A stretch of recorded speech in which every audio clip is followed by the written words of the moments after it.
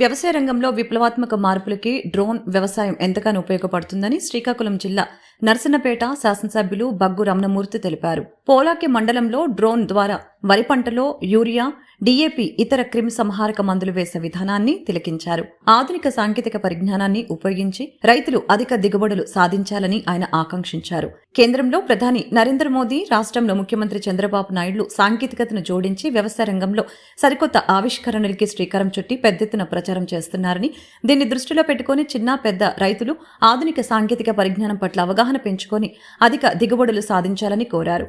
వ్యవసాయ రంగంలో కూలీల సమస్య అధికంగా ఉందని, దీన్ని దృష్టిలో పెట్టుకుని డ్రోన్లు పెద్ద ఎత్తున వినియోగించుకోవాలని ఆయన సూచించారు.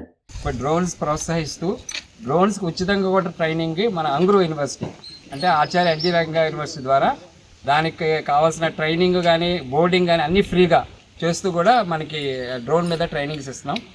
ఉత్సాహవంతమైన యువతులు కానీ యువకులు కానీ వస్తే వాళ్ళు డ్రోన్ మీద పైలట్ ట్రైనింగ్ ఫ్రీగా ఇస్తాం సార్. సో అది లాంగ్ ఫామ్లో ఆల్రెడీ 26 మందికి మనం ఇచ్చాం, ఇంకా కావాల్సిన ఇస్తాం. నెక్స్ట్ కూడా గవర్నమెంట్ ఆఫ్ ఏపీ మన ఆంధ్రప్రదేశ్ గవర్నమెంట్ ముఖ్యమంత్రి ఆధ్వర్యంలో తిరిగి డ్రోన్స్ సబ్సిడీ కూడా ఒక ప్రణాళిక తయారు చేశారు. సో ఈ ట్రైనింగ్ అయిన వాళ్ళందరూ కూడా డ్రోన్స్ కూడా మనం 40% సబ్సిడీ అంటే సపోజ్ 10 లక్షలు అనుకోండి, 4 లక్షలు సబ్సిడీ కూడా ఇవ్వడానికి ప్రభుత్వం సిద్ధంగా ఉంది. అది చెప్పదలుచుకున్నాం. మన జమ్ములో అదే జమ్ములో పక్కనే